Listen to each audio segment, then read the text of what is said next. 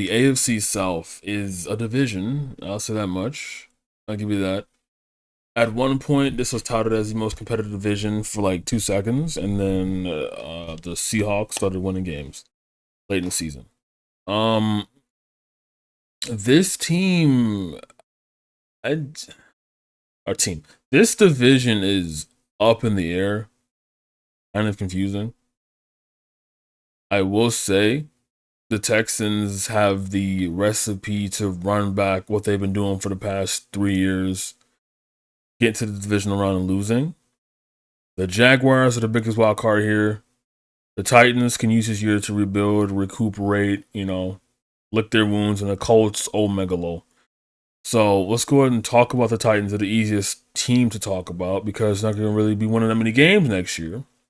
But later on, I got something to talk about. So I'll say things are looking bright for the Titans, mainly because the coaching staff stacked beyond belief. Whether or not you believe in Robert Salah, Brian Dable has proven that he can be a decently competent offensive mind. As long as he's not the head coach, he should be pretty good at his job. And the Titans do good enough, he's going to be swooped up for another head coaching job next year like Robert Saleh was. So that's a good sign. Also, 1 year of Cam Ward under the books with his experience, it's looking pretty good as well. They're probably going to be drafting some defensive help to add to their already decently premier defensive line. And I'm liking this for them. They need a receiver. Running back, don't go for running back, Tennessee. We've learned from the Raiders. Do not go for running back. You don't have a solid line or a solid weapons around him besides running back. You don't want to end up like the Bills, where you have running back and quarterback and that's it. Because if you end up like the Bills, and you're gonna get like DJ Moore and you're gonna be happy about it. Like when you could have done more. No pun intended. So yeah, as long as the Titans don't draft like a tight end or running back for their first pick, which is like number 3 or something like that, they are going to be drafting correctly because they need everything. They need secondary for sure. They need a little bit more help with the line, like I mentioned before, offensive and defensive. They need linebackers. I mean, they need a running back, but don't draft first round. Dear God, don't do that. Don't. All in all, though, I'm predicting win like 5 or 6 games, maybe 4. It's going to be another rough year for them for sure. I don't really see anything happening too extravagant for them to pop out. Now, new head coach, they can win an extra game or 2 off the new head coach vibes alone. Because look at the Jets, for example. So, I'm going to give them that boost. That's why I give them probably 6 games at their absolute ceiling. Maybe 8 if we're going to go crazy. But they're not making the playoffs. I want them to just for the story alone. And also, this division is very, again, up in the air. So, that would be surprising. But the talent pool, not really striking with the Ridley. Not really. Here's something of the Colts wide receiver. Not striking with that free agency signing as well, and then a bunch of others didn't really go their way because again they're the Titans. Nothing is really developed other than a uniform. It's unfortunately looking too well, but hey, they're gonna be competitive. They're gonna be very sweaty, and I like that for them. Now let's go with the team that I think is gonna either be first or out of a head coach next year. The Indianapolis Colts. This coach, out of all these teams in the division, has the hot seat on him now. I would say they're sort of forced into signing Daniel Jones off a narrative alone, but if we're keeping it being very honest, Malik Willis, he isn't better than Kyler Murray, is an option. Kyler Murray was an option. Like, I want to say Marcus Mariota. The rookie quarterback you guys held behind Phillip Rivers was definitely an option as well to let him, get a couple reps and see if he looks good over Daniel Jones recovering. That was a bit more of the insane route that is never going to happen. But if you want to be so dependent on Daniel Jones and so reliant on him, then I really suggest getting rookie involved because Daniel Jones is going to be really looking very rusty. Because the comparisons I've seen off of Daniel Jones coming off of a brutal injury like this was previous Daniel Jones and also Kirk Cousins when he debuted in Falcons. And he looked so stiff and he could not be under center because that's too close to the line and too close to getting sacked or too close to getting his foot stepped on. So, if you look at the Colts, you guys are both playing it safe and making a massive risk.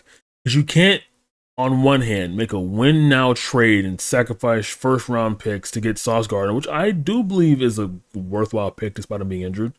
You can't make that trade and then have one of your corner piece quarterbacks have his foot just disintegrated and keep him without second guessing or even thinking about other options in the market. Like, I feel like this would have been a perfect time to even like throw in competition for Daniel Jones to see if he looks rusty or not, off a 1 year flyer, off of Malik Willis, or off of Tua, or off of Kyler Murray. Simply because of the fact that, again, we don't know what he's going to look like. This can all look like a bad take. This can all look like I'm a massive hater of the Colts if Daniel Jones comes out popping like nothing happened like he did last year. But the chances of it happening are very low because we've seen these massive leg injuries are not anything to play around with. Also, he's not getting any younger. Also, this is second major injury as well. So, now is it a coincidence that his second major injury is occurring either near, before, or after his major contracts be up? Maybe. But they sort of sealed their fate the moment they signed, I believe, Pierce. I gotta get his name right. I think it's Pierce. Signed to the Omega, like, damn near record-breaking contract. And, of course, he wants to be the ball thrown to him with a very similar arm in Daniel Jones. This team is just so... Like, they gave up on Anthony Richardson, I would say a little bit too early, but perfect time since, again, he was on the hot seat. And the position they are in now is the position they were in with Anthony Richardson, and they should have just continued the cycle.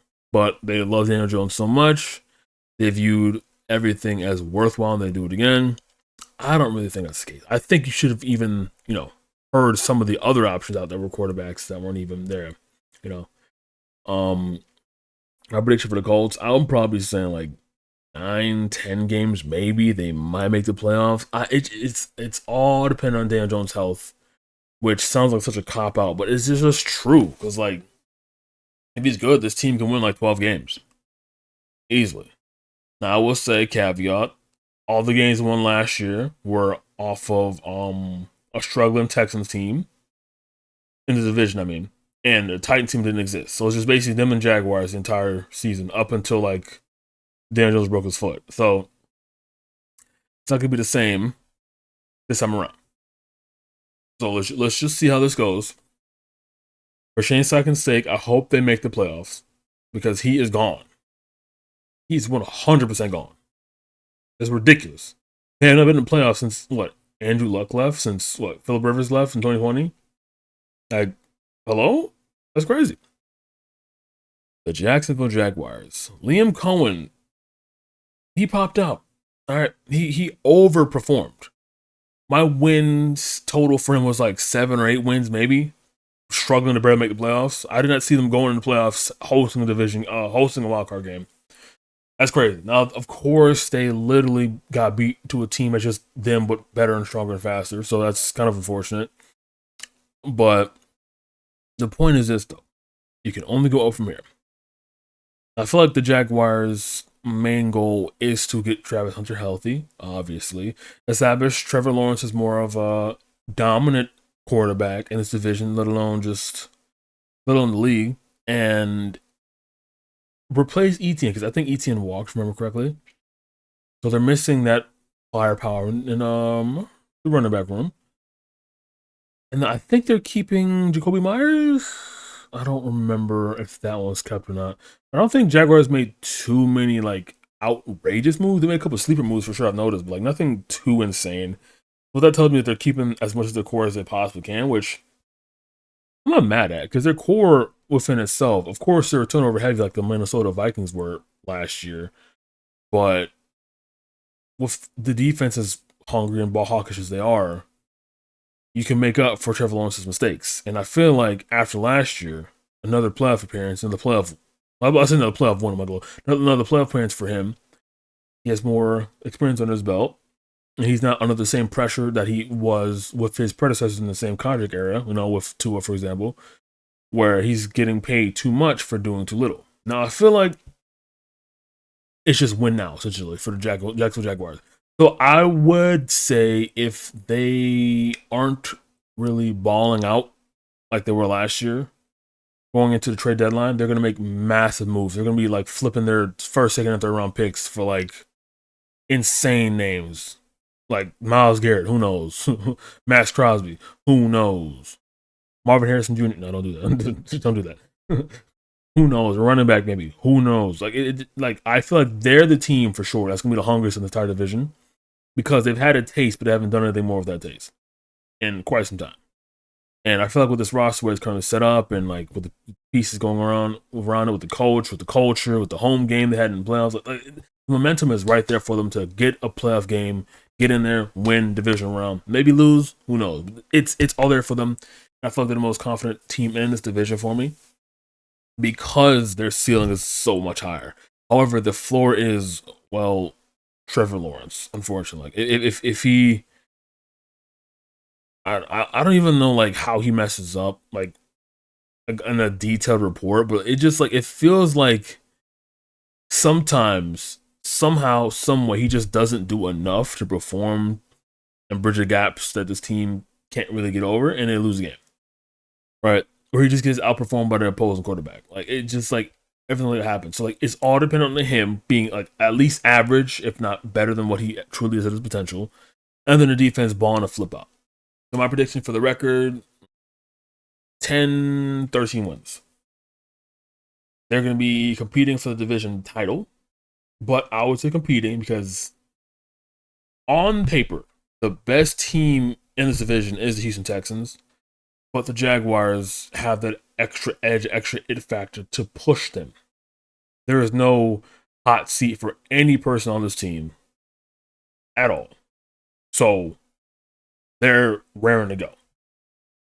Now, the team that maybe could have questions around this seat, not necessarily having a hot seat, but questions, is the Texans, the D'Amico Ryans. And I say questions because they are in the Steelers conundrum where like they make it to the playoffs, but they literally get bounced out in the same exact spot every single year. This has happened 3 years now. They lost to the Ravens. They lost to the Patriots. And then they lost to the Bills, am I thinking of? Who they lose to? Yeah. So, with those 3 losses in the past 3 years, you have to ask yourself, what are they doing wrong?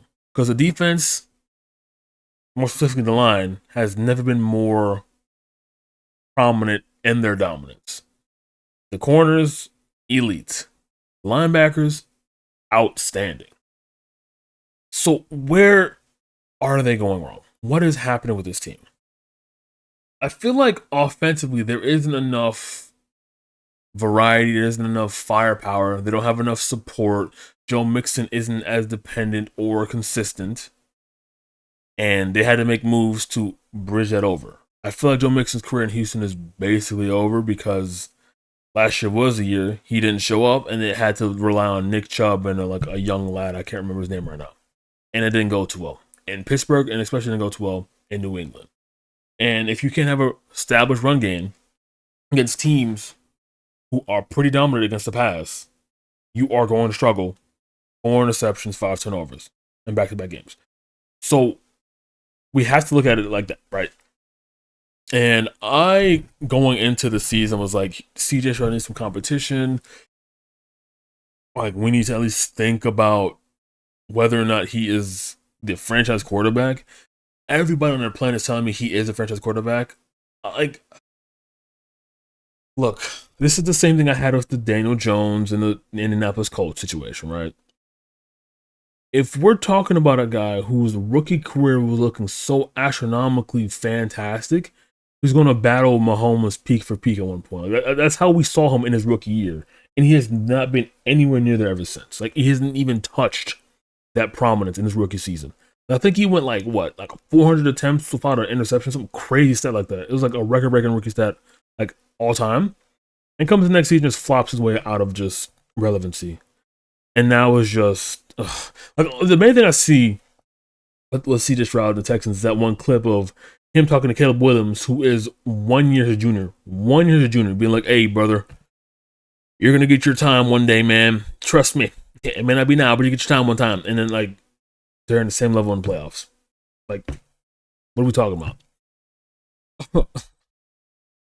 I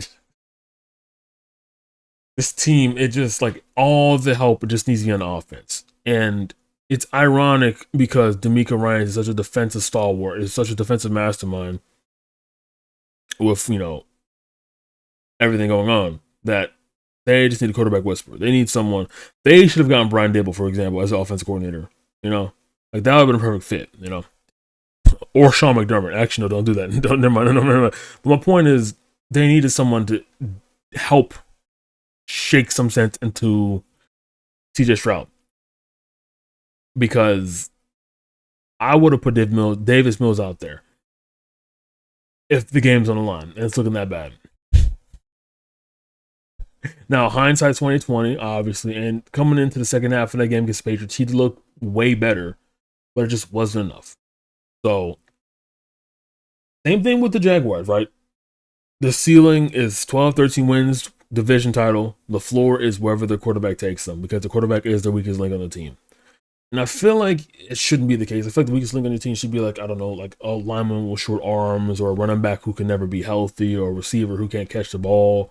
That should be your weak link. It should not be your quarterback, the core piece of your entire offensive firepower. I just seem like such a very flawed way to go about playing the game, but you can only do so much of what you have, right? And looking back on it, even though I said competition form would have made sense, who would they have actually gotten to compete against CJ Stroud that would have realistically taken a spot after him being a more or less fan favorite until playoff time comes around? Like, it's kind of hard to just sit here and say that as a Madden GM, but I just want to see the Texans do something better than losing the division round every single year. It hurts my soul. It really does. Because like the playoff win in the wild card makes it seem like they're a really phenomenal Super Bowl ready team, and then something happens every single time in the division round, and they just can't get it through. It just like, it's so frustrating. They added Blankenship obviously to their secondary, one of the bigger free agent signings that I've seen that they've done. I just hope they nail the draft picks, which is kind of hard to do because again, these drafts are pretty top heavy, and I hope they get some more help in the running back room. Maybe one more duo to add to David Montgomery, if there's anyone left. I don't think there's anyone left, so they can't even do that. Never mind. This roster might be what it is now. I just hope Nico Collins stays healthy, but that's just not gonna happen as well. Like, he's been hurt like damn near every single season. Same thing with Tank Dell. Like, it just like that's one thing too. Like, the receiver room has been hurt like nonstop. But like, I can't 100% excuse that for receivers being hurt. I'll give it like 40% excuse maybe. You just gotta get CJ Stroud a good offensive coordinator, man. That's basically what it comes down to. But I don't think they're going to do that. So struggle. Yeah, that's the AFC South in a nutshell. It's really a battle between Houston and Jacksonville until Daniel Jones is healthy, essentially. So yeah.